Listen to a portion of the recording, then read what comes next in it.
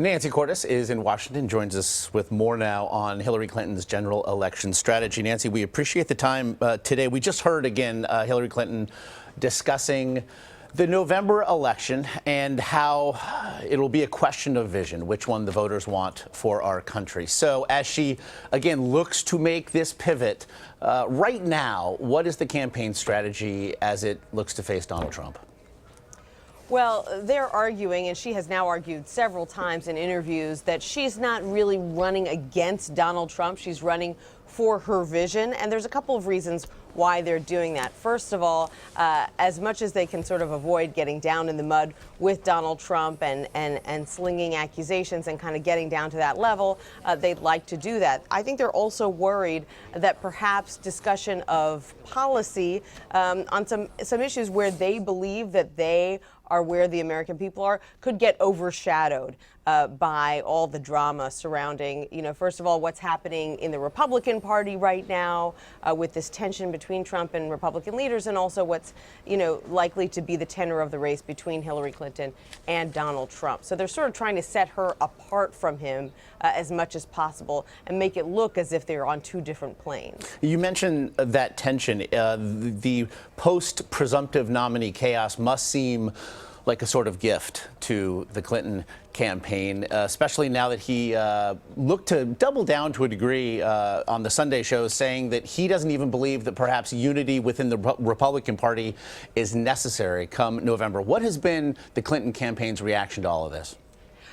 It is a huge gift. It's a gift that has been wrapped within an inch of its life, and the campaign is worried about overplaying its hand here. So they're not, going out there and trumpeting how amazing it is that there are so many former presidents, for example, on the Republican side, who say that they can't support Donald Trump, or that the Speaker of the House says it. I mean, they're certainly noting it. Hillary Clinton herself did note it in that interview with John Dickerson. She said, I see that they feel that he perhaps has some leadership issues and they can't support him. But then she moved on because they feel that the Republicans are doing a good enough job sort of highlighting this and making it an issue on their own. There's no need to pile on. They can kind of take the high road. And yet, Bernie Sanders leading in the polls in West Virginia. If he then wins there tomorrow, if he also wins in Nebraska tomorrow, what lingering impact might that have?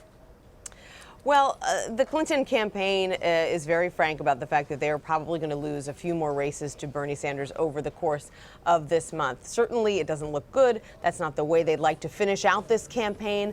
Clinton herself has been arguing, look, back in 2008, I also won, I think it's something like 9 of the final races in the primaries against President Obama. So she says this is nothing unusual, that Bernie Sanders, sure, is going to continue to have a following as he has all along.